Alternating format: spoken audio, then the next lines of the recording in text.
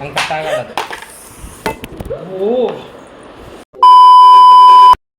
Welcome back to my another vlog. After long time ನಾನು ಈ ವಿಡಿಯೋನ ಹಾಕ್ತಾಯಿದ್ದೀನಿ. ಬಿಕಾಸ್ ಒಂದು ರೀಸನ್ ಇದೆ. ನಾನು ಇತ್ತೀಚೆಗಷ್ಟೇ ಒಂದು ಕುಕ್ಕಿಂಗ್ ಅಕೌಂಟ್ನ ಓಪನ್ ಮಾಡಿದ್ದೀನಿ. ಅದಕ್ಕೋಸ್ಕರ ಒಂದು ಕುಕ್ ಮಾಡ್ತಾಯಿದ್ದೆ. ಆಗೇನಾಯ್ತಪ್ಪ ಅಂತ ಅಂದರೆ, ನೋಡಿ ಈ ನಿಂಬೆಹಣ್ಣ ಒಂದು ಎಫೆಕ್ಟ್ ಇರಲಿ ಅಂತ ಕಟ್ ಮಾಡೋಕ್ಕೆ ಹೋದೆ. ಅದು ಏನಾಯಿತು ಅಂತಂದರೆ ನನ್ನ ಕೈ ಬೆರಳೆ ಕಟ್ಟಾಗೋಗ್ಬಿಡ್ತು.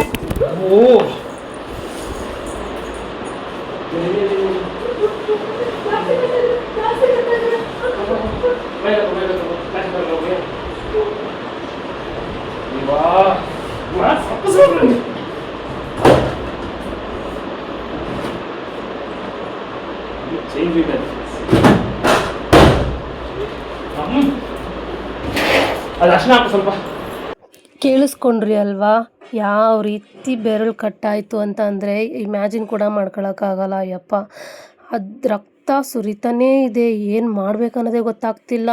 ಅದಾದಮೇಲೆ ತೊಳ್ಕೊಂಡ್ಮೇಲೆ ಗೊತ್ತಾಯಿತು ಕಟ್ಟಾಗಿದೆ ಬೆರಳಂತ. ಸಡನ್ನಾಗಿ ಇಮಿಡಿಯೇಟಾಗಿ ಹಾಸ್ಪಿಟಲಿಗೆ ಹೋದ್ವಿ.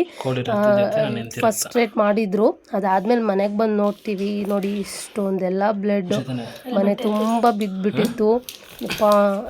ಏನು ಒಂದು ಗೊತ್ತಿಲ್ಲ. ಒಂದು ವಿಡಿಯೋ ಮಾಡೋಕ್ಕೋಸ್ಕರ ಇಷ್ಟೊಂದು ಕಷ್ಟ ನೆನೆಸ್ಕೊಂಡ್ರೆ ಮೈ ಜುಮ್ ಅನ್ನುತ್ತೆ ಈಗಲೂ ಕೂಡ.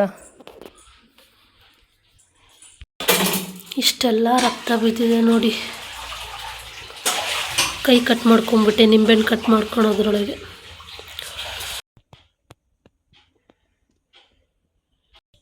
ಇಲ್ಲಿದೆ ನೋಡಿ ನನ್ನ ಬೆರಳು ಹೆಂಗೆ ಕಟ್ಟಾಗಿದೆ ಅಂತ.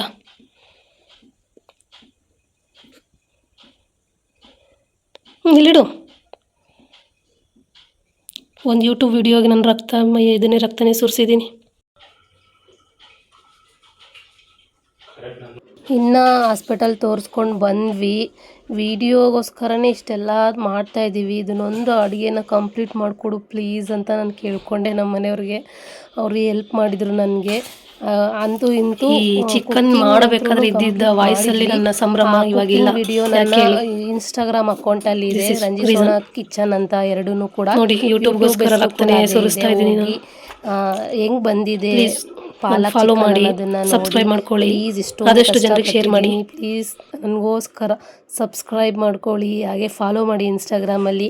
ಹೀಗೆ ನನಗೆ ಬರುವಂಥ ಕುಕ್ಕಿಂಗ್ಸ್ಗಳನ್ನ, ಹಾಗೆ ಇದೇ ರೀತಿಯ ಡೈಲಿ ಅಪ್ಡೇಟ್, ಕುಕ್ ಮಾಡುವಾಗ ಏನೇನು ಆಗುತ್ತೆ ಎಲ್ಲ ಇನ್ಸಿಡೆಂಟ್ಸ್ ಕೂಡ ನಾನು ಸ್ಟಾರ್ಟ್ ಮಾಡಿದ್ದು ಎಷ್ಟು ಗಂಟೆಗೆ ಗೊತ್ತಾ? 1:15ಗೆ ಸ್ಟಾರ್ಟ್ ಮಾಡಿದ್ದು. ಈಗ 4 ಗಂಟೆ.